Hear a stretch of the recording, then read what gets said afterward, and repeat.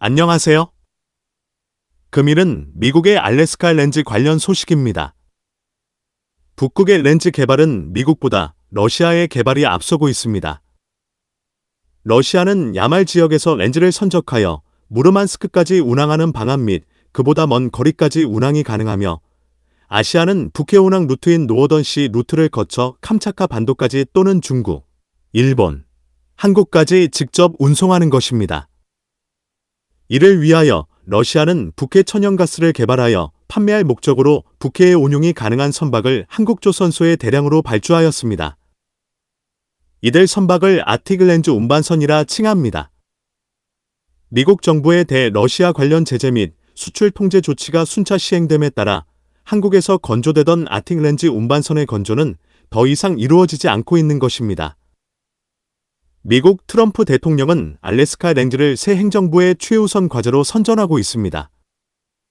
트럼프 대통령은 우리 행정부는 또한 세계 최대 규모 중 하나인 알래스카에 거대한 천연가스 파이프라인을 건설하고 있으며, 일본, 한국, 그리고 다른 국가들이 각각 수조 달러를 투자하는 우리의 파트너가 되기를 원하고 있다고 말했습니다.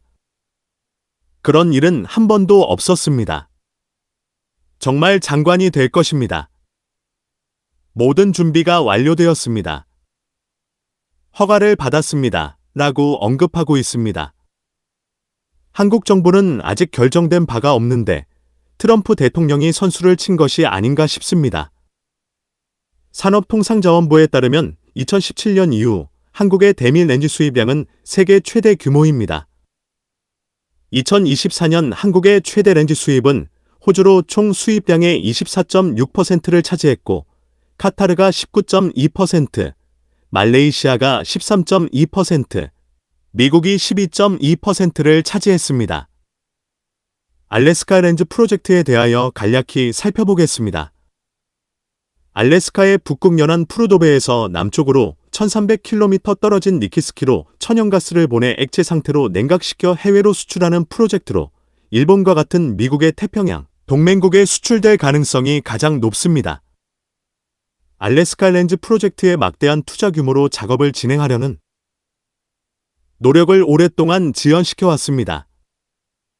현재 추산에 따르면 프로젝트 비용은 440억 달러입니다. 지난해 주 의원들이 의뢰한 연구에 따르면 송유관 건설의 가격만 해도 약 110억 달러에 달합니다.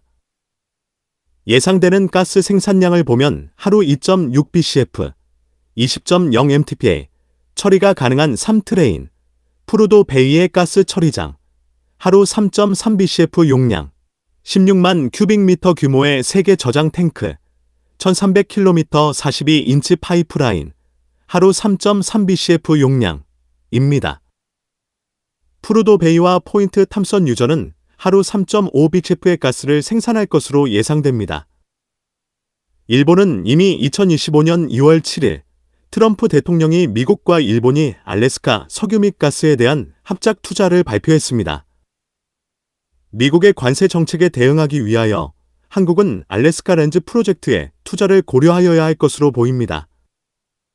지금까지 언급된 프로젝트 수행 방법은 파이프라인입니다. 파이프라인은 투자 및 공사 기간이 상당할 것으로 보이며 투자의 경제성 부분은 의문인 것입니다. 파이프라인을 통하여 수출하는 방식과 다른 러시아가 북극에서 렌즈 개발 및 운송하기 위하여 행하였던 아틱 렌즈 운반선 방식도 고려가 가능할 것입니다. 러시아의 경우는 북극 항로를 통하여 아시아 국가로 렌즈를 수출하였습니다. 캐나다 알래스카 경우도 파이프라인을 대체하여 아틱 렌즈 운반선으로 운송하는 방법을 고려하는 것도 하나의 방법이 아닐까 싶습니다. 알래스카 렌즈는 개발하여야 하며 국가적인 차원에서 적극적인 투자를 고려하여 하지 않을까 싶습니다.